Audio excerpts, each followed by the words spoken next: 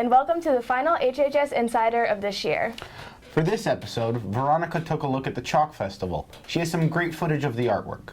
The Pop Culture Madness Minute team suggests some summer blockbusters. Zach's weather segment this episode focuses on the upcoming hurricane season, and to conclude the episode, we have our class of 2013 reflecting on their favorite memories from Hamden High. Looking for a movie to go see over your summer vacation? The Pop Culture Madness team takes a look at some summer blockbusters that are worth seeing. Hi everyone, and welcome to the summer blockbuster edition of the Pop Culture Madness Minute. Today we'll be talking about three soon-to-be-released movies: Man of Steel, Planes, and The Purge. Man of Steel is about Superman and his fight against General Zod. This movie stars Henry Cavill as Superman, Amy Adams as Lois Lane, and Michael Shannon as the evil General Zod. This movie also features some well-known actors like Russell Crowe, Kevin Costner, and Lawrence Fishburne. Now, everyone knows about the movie Cars, Disney Pixar's hit movie. Soon we will see what goes on in the world above Cars with Disney Pixar's Planes. This movie is about a crop-dusting plane who dreams of becoming a racing plane. He runs into two problems. He isn't exactly built for racing, and he's terrified of heights. Planes stars famous funny man Dane Cook, the legendary Batman actor Val Kilmer, and the famously depressed Brad Garrett. And finally, we have The Purge. The Purge takes place in the year 2022, where crime and unemployment is at an all-time low, except for one night a year, when all emergency services are shut down and all crime becomes legal, including murder. This is your emergency broadcast system, announcing the commencement of the annual Purge. One family becomes a target of a crazed group of criminals. Will the family survive the Purge? Go see the movie and find out. You can check out The Purge in theaters now. Planes in theaters August 9th, and Man of Steel in theaters June 14th. Thanks for watching the Pop Culture Madness Minute. Signing off from the final episode of the year, I'm Sam Nicefaro. And I'm Chris Gamlin. The past school year started with weather closures due to hurricanes. Next year may be the same. Zach interviews meteorologist Quincy Vagel to discuss hurricane predictions for next year. So after a crazy year with weather, with hurricanes, tropical storms, snowstorms, and all the above basically, we finally are winding down the 2012-2013 school year later than ever. Well, what's going to happen in the 2013-2014 school year? Well, the first thing to note is this right here, the upcoming hurricane season, which started a few weeks ago, and most data points to a very active season. So for my latest segment on HHS Insider, I do an interview with Quincy Vagel, who's the News 8 meteorologist, and we talk about why it can be so bad and why we ought to stay tuned on this summer's forecast for hurricanes. So this is the site for the past 30 years, just a quiet scene down the beach. But over the past 2 years, we've been slammed by two historic storms with Hurricane Irene 2011 and then Hurricane Sandy 2012. What's going to happen this year? Well, I'll take an in-depth look with the meteorologist and my own perspective at what could happen this year and why it could be a bad year. So stay tuned and hope you enjoy it.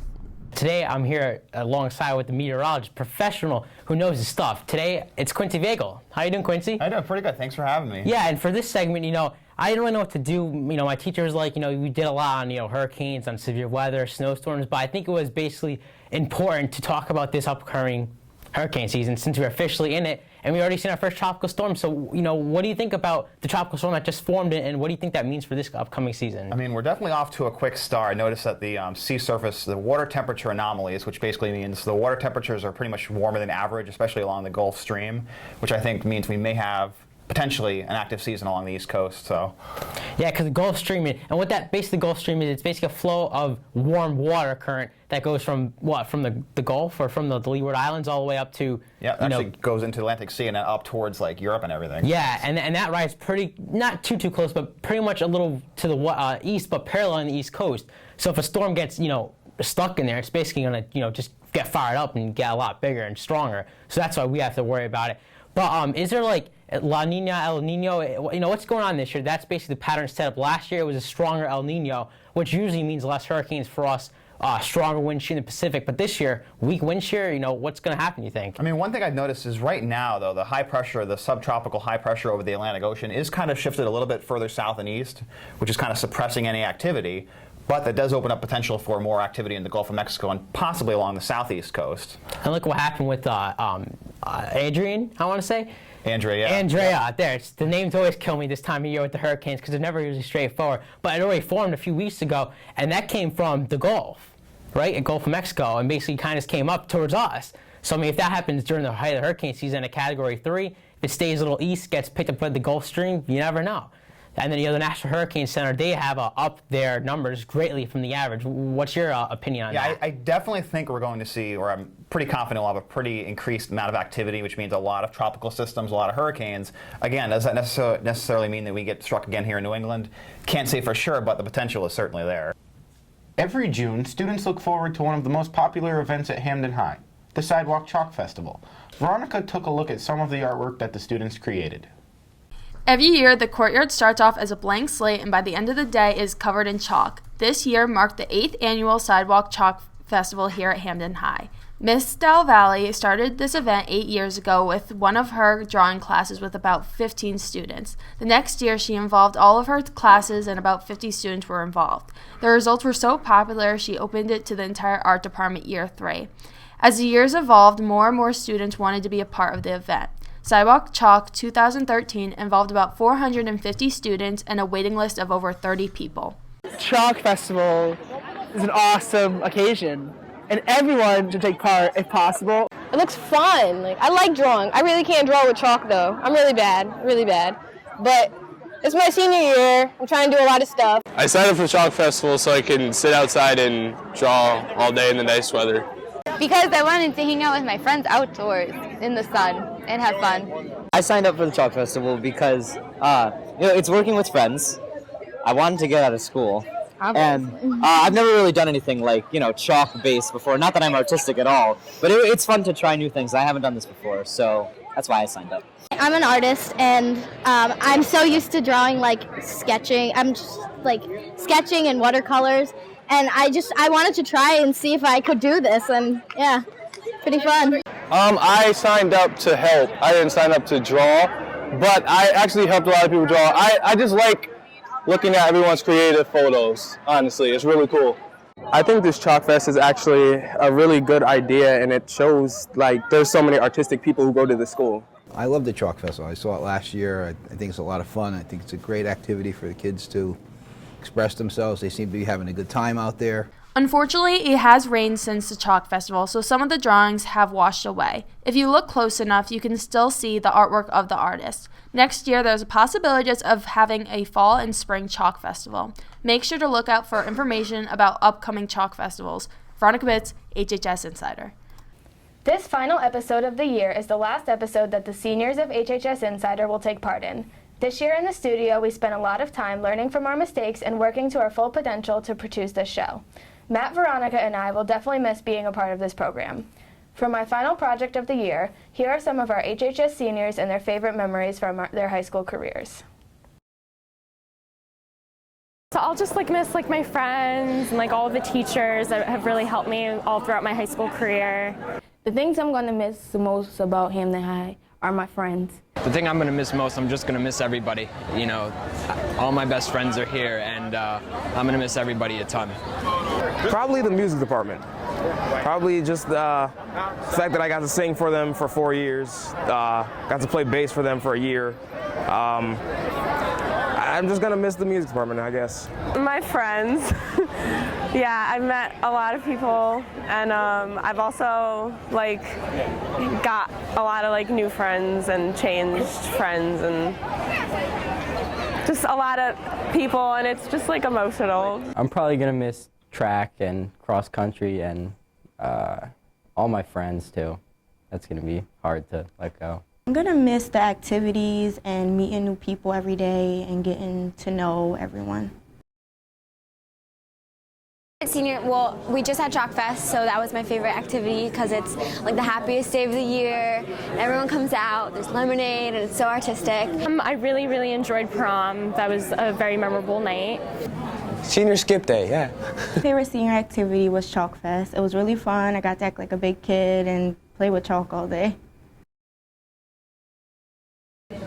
My favorite class was economics class with D'Angelo and Mr. VC. My favorite teachers were Mr. Easton and Mr. Parati, and my favorite class was journalism, taught by Mr. Easton. It taught me a lot about journalism, and that's what I want to go to school for.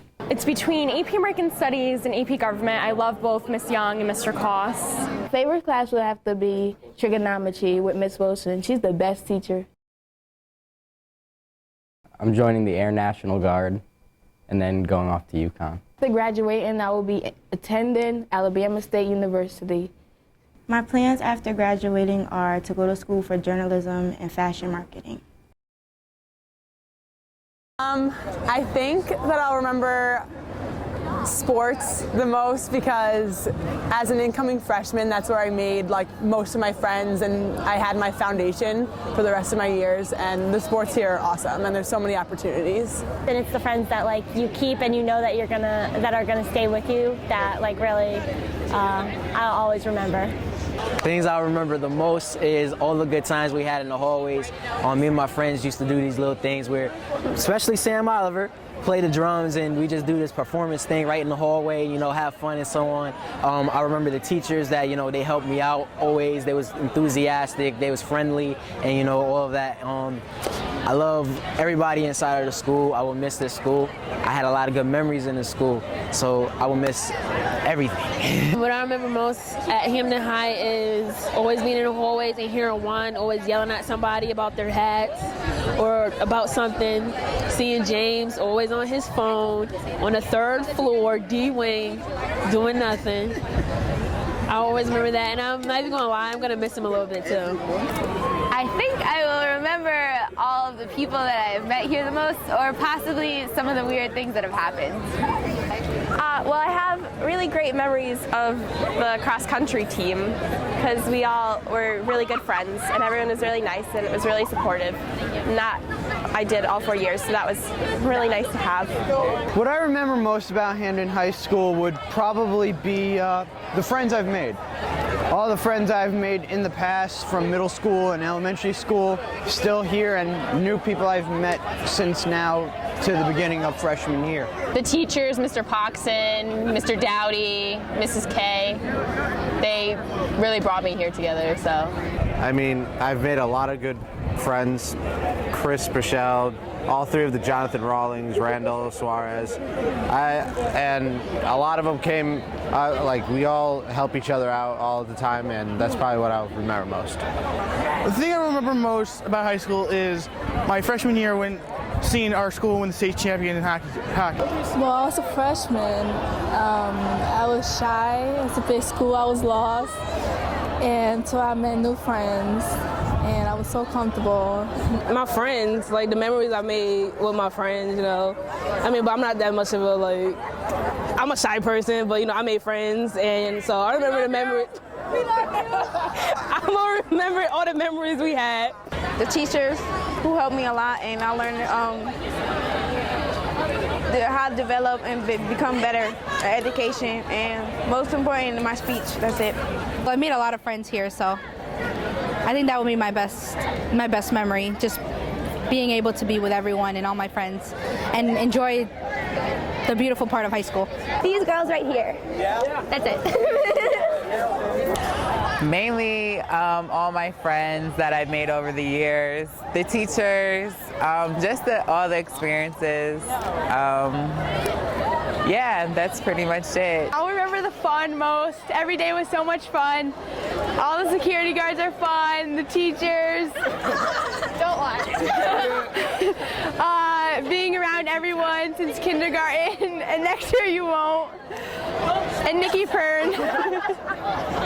And Tom Scott throwing things at me, and I don't want to leave. With Casey leaving, I'll be taking over as the anchor of HHS Insider next year. So for the last time, thanks for tuning in to HHS Insider. See you next year.